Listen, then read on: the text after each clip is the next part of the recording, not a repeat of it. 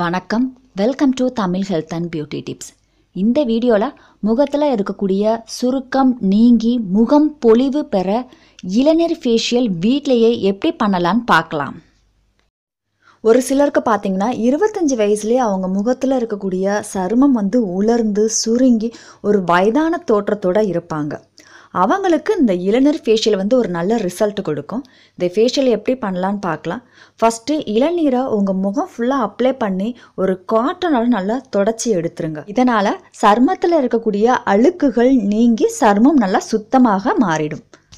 அடுத்து இளநீர் ஃபேஷியல் பண்ணுறதுக்கு 1 ஸ்பூன் கடலை மாவு கூட 1 ஸ்பூன் மைதா மாவு, 1/2 ஸ்பூன் சந்தனம், 1 ஸ்பூன் தேன், இதில் தேவையான அளவு இளநீர் சேர்த்து நல்லா பேஸ்ட் மாதிரி ஆக்கிக்கோங்க.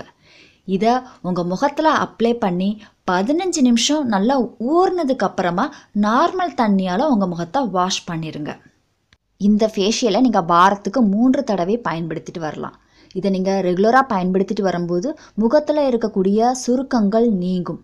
மேலும் வெளிப்புற தூசுகளால் நம்ம முகத்தில் படிந்திருக்கக்கூடிய அழுக்குகள் நீங்கி முகம் நல்ல பொலிவோட ஜொலிக்க ஆரம்பிக்கும்.